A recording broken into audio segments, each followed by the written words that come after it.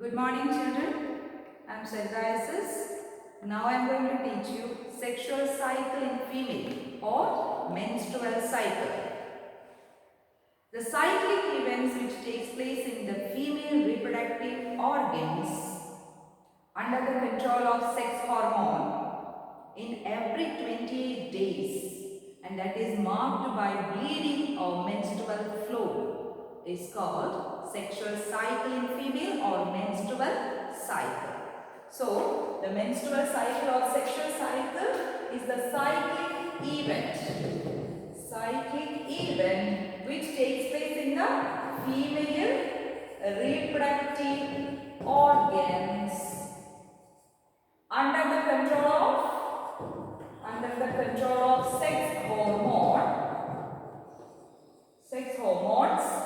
and it occurs in every 28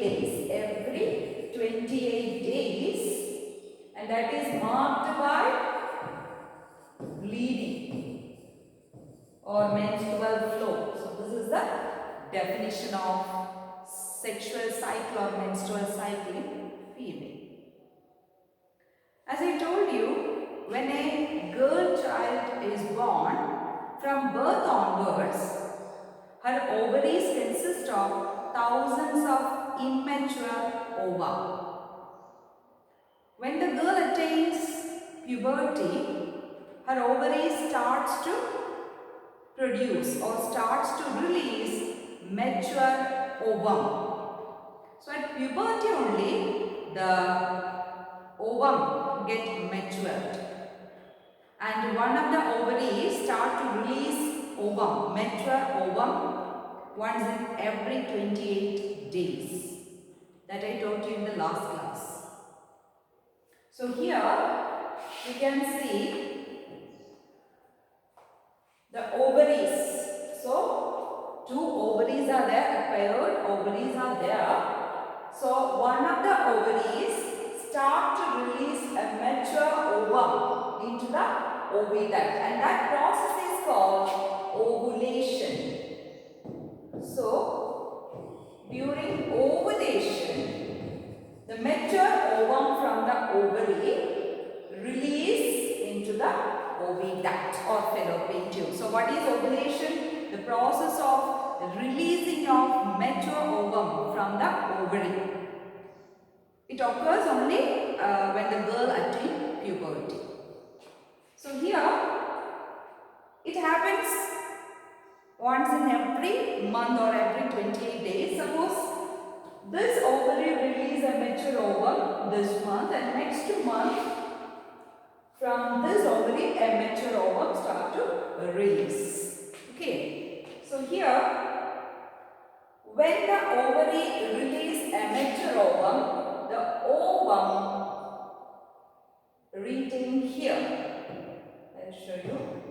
The ovum retain here. Okay. So when fertilization, or if the sperms are coming into the vagina and it gets passed through the uterus, then finally reaches the oviduct.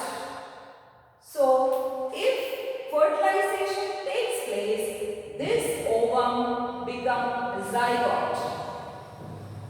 The fertilized egg is called the zygote, and after zygote formation, this fertilized egg moves towards the uterus. This is the uterus. So, uterus for further growth and development. Is it clear? So, after ovulation, the mature ovum is retaining there in the oviduct, and when sperm is coming into the oviduct, fertilization occurs, a fusion of sperm and the egg or ovum occurs, that results in the formation of zygote or fertilized egg. And after zygote formation, the zygote moves towards the uterus for further development and growth. And that process is called implantation. So, I'll show you. So here we learned the term ovulation. What is ovulation? The process of releasing of mature ovum from the ovary. And it happens once in every 28 days or every month. And second term we learned, that is implantation. So what is implantation? The embedding of embryo. Embryo means developing zygote is the embryo in the uterine wall is called implantation. So what is ovulation? Releasing of ovum, mature ovum from the ovary. That is ovulation. Is it clear? So if fertilization takes place, the zygote moves towards the uterus for further growth and development. So before ovulation, the uterus itself prepares for receiving an embryo. How it prepares to receive an embryo? The uterine wall becomes thick and soft, and the lining of the uterus or uterine wall get itself prepared for carrying or conceiving a baby or embryo. And the blood vessels also become more thick. So these are the preparations done by the uterus before conceiving an embryo. So clear? And all it happens before ovulation. So clear? If fertilization takes place, what will happen? The fertilized zygote move towards the uterus for further development, and the uterus itself prepared for conceiving that embryo or receiving that embryo, for providing all the nourishment for growth and development. Okay.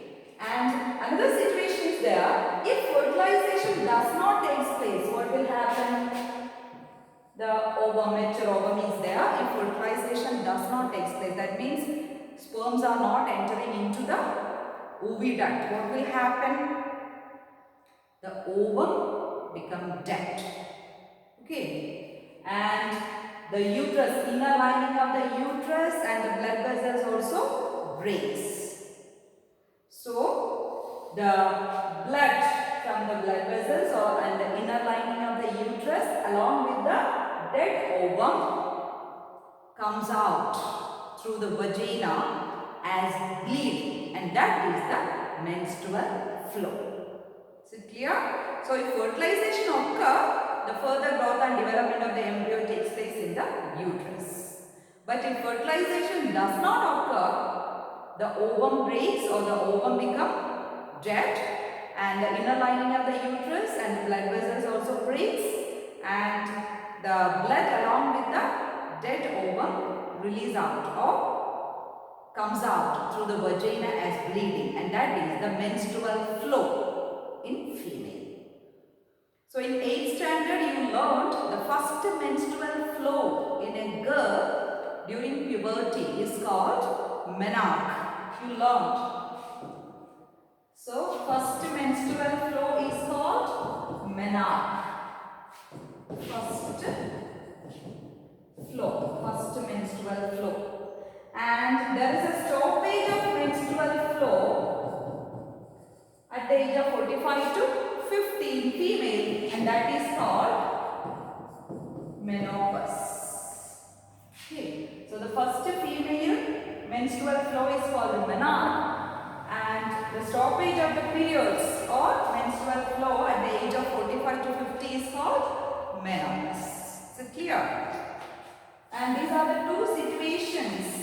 If fertilization occurs, what will happen in the female reproductive organ, and if fertilization does not occur, what will happen in the female reproductive organ. Everything clear? And now we can see what are the changes occur in the female reproductive system after fertilization, or if fertilization takes place, what will happen? As I told you, the uterus provides all the atmosphere, all the sufficient atmosphere for the proper growth and development of the embryo. And the embryo develop into fetus. The fetus develop into baby, that you know. So the fertilized egg or zygote develop into embryo, and the embryo develop into fetus. What is fetus? Fetus is the developing embryo in which the body parts can be identified. That is the fetus stage. Then into baby. Okay, so all these development occur in the uterus or womb. So the uterus can provide all the nourishment. So how it provides the nourishment to the developing embryo? So there is a disc-like structure formed between the uterine wall and the embryo, and that disc-like structure is called placenta. So placenta is a disc-like tissue or structure formed between uterine wall and the embryo. So between the uterine wall and the embryo, there is a disc-like tissue or structure formed, and that acts as a medium for the transportation of substances from the mother's blood to the embryo, and from the embryo back to the blood. Waste products also carried by this placenta. Okay, so the essential products for the proper growth and development of the baby is oxygen, glucose, etc. Food, etc. can be transported from the mother's blood to embryo through the placenta. In turn, from the embryo, the waste products can also be transported by this placenta. Is it clear? So placenta, this is very important area. And next we can see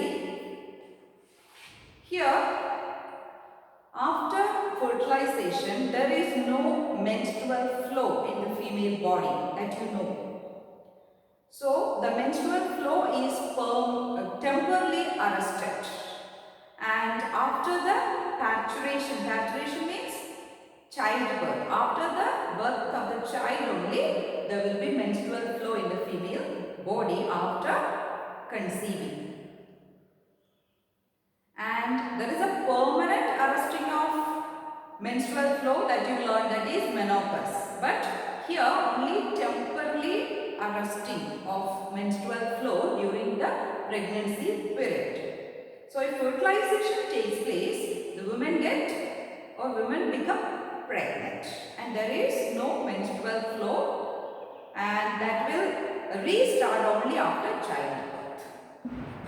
Okay, and now we can see the pregnancy period. The period from fertilization till childbirth is called gestation period. So gestation period means the period from fertilization till birth of the child is called gestation period, and it lasts for 280 days or 40 weeks. That is approximately 9 months. Okay, so the period from fertilization, and that counted from the last menstrual flow. That will be counted from the last menstrual flow of that particular lady. So period, the duration of gestation lasts for only 280 days or 40 weeks. That is 9 months. After that, due to the rhythmic contraction and relaxation of the uterine muscle, the baby can comes out through the vagina from the mother's body, and that is called parturition.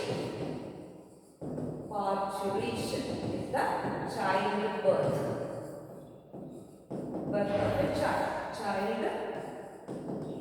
birth. Okay, so that is parturition. After 9 months, due to the rhythmic contraction and relaxation of the uterine muscle, the baby can comes out from the mother's body through vagina, and that process is called parturition. So hope you understood everything about sexual cycle and implantation, gestation and parturition. That's all for today.